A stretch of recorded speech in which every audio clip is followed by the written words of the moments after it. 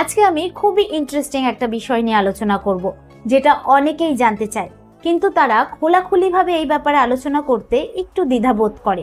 তো বিষয়টি হচ্ছে অ্যানাল বা পেছন দিয়ে করা। আর এটা 30 থেকে 40% ছেলে মেয়েরা একবার হলেও কৌতূহলবশত করে থাকে। তবে এই ধরনের আচরণ কিন্তু নতুন না, এটা বহু যুগ আগের থেকে হয়ে আসছে। আর প্রাচীন গ্রিক সভ্যতায় একজন ছেলে আরেকজন ছেলের পায়ুপথ থেকে করার কথা উল্লেখ রয়েছে, যেটাকে পেডারাস্টি বলা হয়। তবে আজকালকার যে ছেলে মেয়েরা রয়েছে তাদের কাছে এর সঠিক তথ্য না থাকার কারণে অনেকেই খুব খারাপ অভিজ্ঞতার শিকার হয়ে থাকে।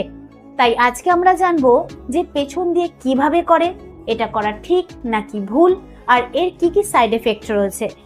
নমস্কার, আমি মাধুরী দাস, হেলথ কনসালটেন্ট। তো চলুন শুরু করা যাক।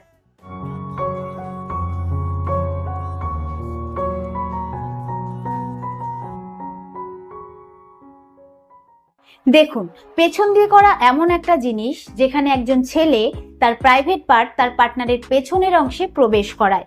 আর এটা যে শুধুমাত্র একজন ছেলে আর মেয়ের মধ্যে হয়ে থাকে এরকম কিন্তু না, এটা কিন্তু দুজন ছেলের মধ্যেও হয়ে থাকে। আর এটা কিছু মানুষের কাছে আনন্দ পাওয়ার একটা মাধ্যম, আবার অনেকের কাছে অস্বস্তির একটা জিনিস। কারণ যদি এটা ঠিকঠাকভাবে না করা হয় তাহলে কিন্তু বড় ক্ষতি হওয়ার সম্ভাবনা থাকে।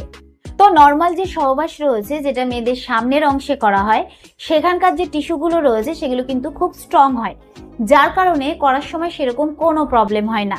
বাট মেয়েদের যে পেছনের অংশটা রয়েছে, যেখান থেকে মলত্যাগ করা হয়, সেটা এমন একটা রাস্তা যেটা কিনা তৈরি নরম পেশি ও সেন্সিটিভ নার্ভ দিয়ে, এবং সেখানকার যে টিস্যুগুলো রয়েছে সেগুলো কিন্তু খুবই পাতলা হয়, তাই সহজেই সেটা ফেটে যাওয়ার সম্ভাবনা থাকে।